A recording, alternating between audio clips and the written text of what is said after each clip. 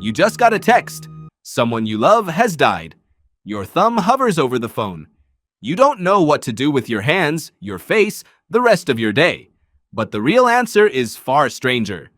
50,000 years before phones existed, a human knelt over a body in a cave and asked the exact same question. What do I do now?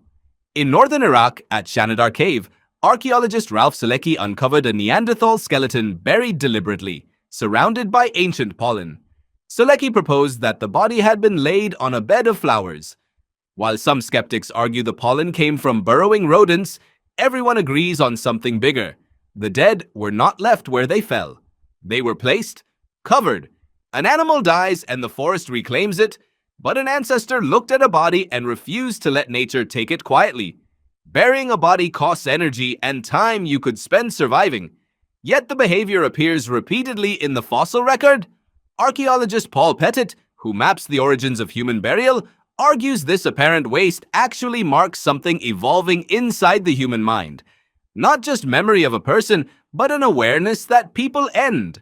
Your ancestors weren't only losing someone, they were confronting the idea that this would happen to everyone, including themselves. So they built rituals to hold it. 30,000 years ago at Sungir in Russia, archaeologists found two children buried head to head, covered in thousands of hand-carved ivory beads. A single craftsperson would have needed an estimated 10,000 hours to make them. 10,000 hours for people who could no longer wear them. Paleoanthropologist Eric Trinkhaus, who studied these skeletons for decades, concludes these were statements made in bone and ivory, that a life counted even after it ended. Grief isn't a soft afterthought bolted onto survival, it is structural. It disrupts sleep, kills appetite, and drags focus backward. None of that helps a species survive a dangerous world. So why does every human culture grieve?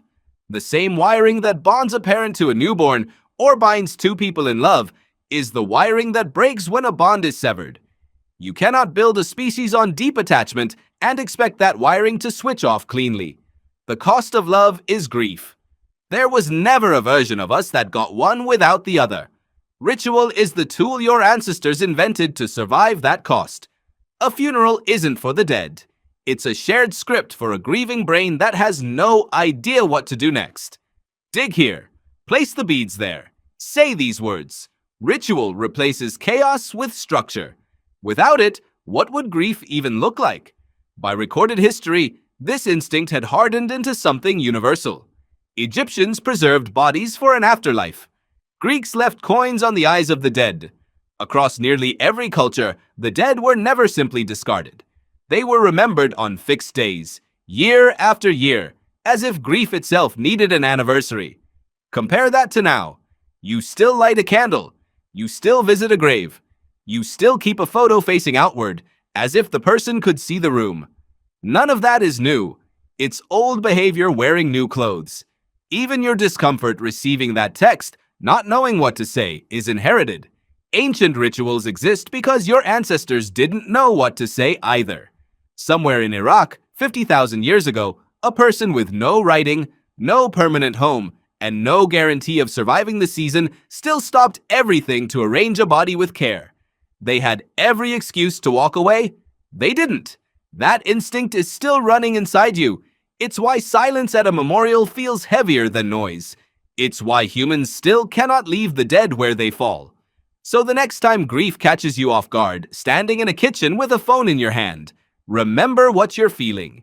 It is not a malfunction. It is a signal, passed down through every generation before you, refusing to let love disappear without a trace. You just got a text. Someone you love has died. Your thumb hovers over the phone. And somewhere beneath that ordinary moment, 50,000 years of ancestors are hovering with you, showing you exactly what to do next.